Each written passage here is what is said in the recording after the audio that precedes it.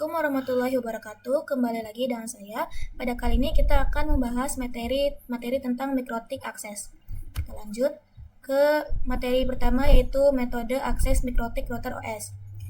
Untuk keyboard adalah sebuah alat yang digunakan untuk mengakses mikrotik langsung dan digunakan langsung di PC. Untuk keyboard tersendiri yaitu berbasis CLI, serial konsol atau koneksi kabel serial, remote server, telnet atau SSH, Winbox. Winbox ini adalah sebuah software yang paling familiar dan sering digunakan, itu berbasis CLI dan PUI. Untuk FTP itu berbasis CLI, API atau sebuah program, Quickset dan Webfig atau HTTP. MAC Telnet, lalu lokal Winbox, terminal menu atau terminal Winbox. Yang terakhir yaitu mikrotik TIC app, yaitu untuk mengoneksikannya itu di Android atau di iOS. Kita lanjut ke materi akses router board with Winbox. Cara paling mudah ketika mengakses dan mengkonfigurasikan dalam mikrotik adalah menggunakan Winbox real device. Untuk aplikasi Winbox available on Windows terkait macOS dan Linux bisa menggunakan pihak ketiga. Antara router dan laptop dihubungkan menggunakan kabelan. Nah, di sini ada contoh, yaitu untuk mengakses router board menggunakan Winbox, kita dapat menggunakan IP address dan MAC address. Untuk user itu admin, dan untuk password itu sesuai yang kita inginkan. Nah, kita akan coba masuk ke Winbox-nya. Nah, saya akan menggunakan yang MAC address. Untuk usernya yaitu admin, dan untuk passwordnya bebas terserah kalian. Kita langsung saja connect. Klik OK. Nah, di sini saya sudah berhasil untuk mengakses router OS menggunakan Winbox. Kita lanjut ke pengenalan hostname dan IP address. Nah, jadi di sini saya akan membahas menu hostname untuk mengganti nama dari default dan memberikan IP address. Oke, coba kita langsung masuk ke Winbox. Nah, untuk mengganti nama atau hostname itu masuk ke sistem, lalu identify, namanya bebas. Misalnya di sini saya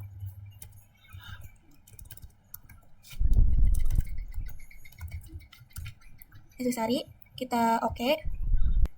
Nah, untuk IP address tersendiri yaitu kalian bisa klik yang menu IP ini, klik lalu klik yang addresses, klik tanda plus ini, lalu masukkan IP addressnya.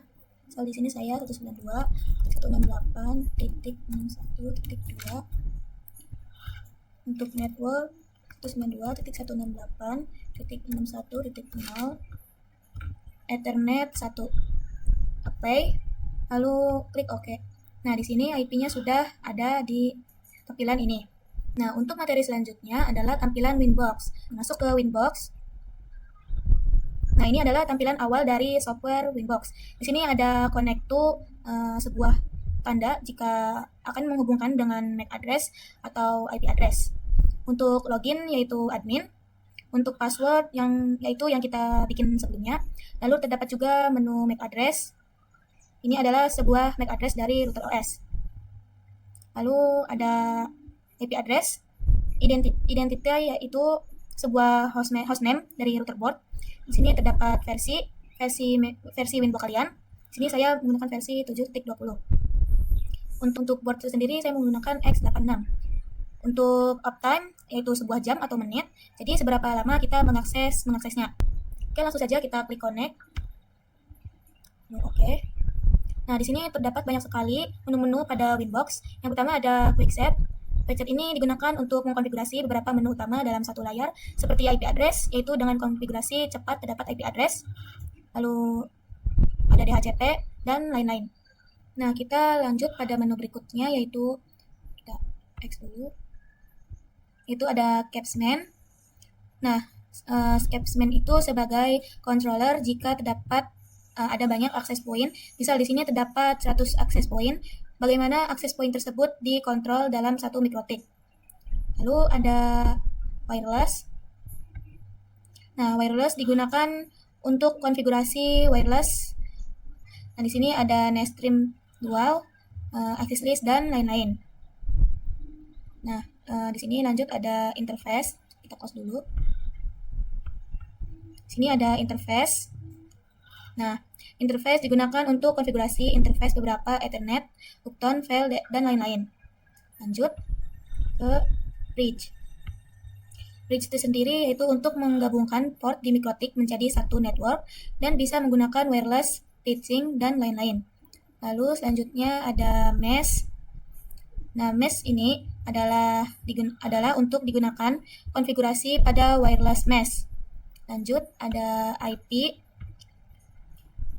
Yang paling sering digunakan untuk konfigurasi yaitu IP address, lalu ada DHCP client, lalu DHCP server, dan DNS, dan lain-lain. Oke, lalu ada MPLS, yaitu untuk mengatur interface yang akan digunakan. Oke, kita lanjut pada menu routing. Routing itu adalah untuk konfigurasi dynamic routing protokol, yaitu ada BFD, BGP, dan lain sebagainya. Lalu yang selanjutnya ada sistem. Sistem itu paling sering digunakan yaitu reset, configuration. Untuk QS, yaitu untuk konfigurasi bandwidth management. Terdapat beberapa fitur lagi yaitu simple QS dan lain-lain. Lanjut ke files, itu merupakan isi hard disk dan dari mikrotik biasanya untuk nge-backup file konfigurasi. Kita lanjut ke log, yaitu aktivitas router dalam bentuk log. Oke, kita lanjut ke menu tools. Tools untuk bandwidth test, untuk telnet SSH dan MAC server, dan lain sebagainya. Lalu pada menu terminal, itu konfigurasi jika ingin mengkonfigurasi dengan terminal atau CLI. Oke, mungkin itu saja untuk menu-menu pada Winbox. Oke, kita langsung saja lanjut ke materi akses virtual mikrotik with Winbox. Yaitu ada Pernet Lab atau lab alamat emulator jaringan paket.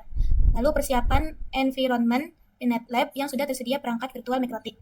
Lalu persiapan aplikasi Winbox, lakukan koneksi antara ISP dengan router. Hubungkan virtual mikrotik menggunakan Winbox. Nah, ini saya sudah masuk ke tampilan untuk membuat labnya. Saya sudah login ke Pernet Lab-nya dengan menggunakan IP yang tertera di VirtualBox. Oke, langsung saja kita membuat labnya itu dengan klik ini. Lalu kasih nama. Di sini saya kasih namanya test. Nah, ini bisa diatur-atur, tapi saya akan menggunakan default saja. Kita klik add. Nah, jika tampilannya seperti ini, sekarang kita langsung saja masukkan mikrotiknya. Itu dengan klik kanan, lalu node, klik mikrotik router OS. Nah, ikonnya itu ini udah sangat banyak sekali, jadi kalian bisa pilih saja, tetapi saya akan menggunakan yang default. Oke, untuk namanya juga bisa diganti, tetapi saya akan tetap pakai nama mikrotik. Saya menggunakan versi 7.21.3. Kita scroll ke bawah. Nah, untuk yang ini kita hapus saja. Di situ kita klik save. Nah, sekarang kita akan menambahkan code-nya, yaitu klik kanan, terus network. Sini kita klik code 1. Netnya hapus. Tipenya ganti ke code 1. Lalu save. Nah, ini saya membuat topologi yang sederhana. Bentar. Nah, sekarang kita sambungkan ke mikrotiknya. Lalu klik save. Nah, ini sudah terhubung. Coba kita nyalakan kliknya ini. Tunggu sebentar. Nah, ini sudah nyala ya, code ke mikrotiknya. Oke, kita lanjut ke materi akses router board with WebFig. WebFig diperkenalkan sejak router OS versi 5.0 dengan fungsi yang sama dengan Winbox. WebFig support IP versi 4 dan IP versi 6. WebFig support HTTP dan HTTPS.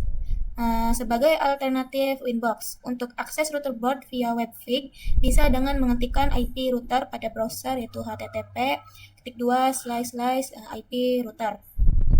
Oke, kita lanjut ke materi quickset, yaitu konfigurasi cepat. Misalkan menu dasar pada router itu adalah satu layar, terdapat pada quickset seperti IP dan DHCP. Settingan dasar router dalam satu tampilan itu seperti ini. Dapat diakses melalui Winbox dan WebFig. Kita lanjut ke materi remote access telnet dan SSH. Based on terminal command line interface, Akses router via teks atau CLI dapat dilakukan melalui SSH, telnet, dan konsol, dan new terminal atau WebVig. Digunakan untuk merunning script atau ketika akan mengakses router dengan keterbatasan bandwidth. Untuk mengakses router via remote SSH atau telnet, maka bisa menggunakan aplikasi remote client seperti PuTTY, WinSCP, dan lain sebagainya. Oke, kita lanjut ke serial konsol. Serial konsol digunakan apabila kita lupa atau salah dan telah mendisable semua interface pada mikrotik. Serial konsol dibutuhkan saat kita menggunakan net install. Remote via serial konsol membutuhkan kabel DB9 atau konverter USB ke DB9.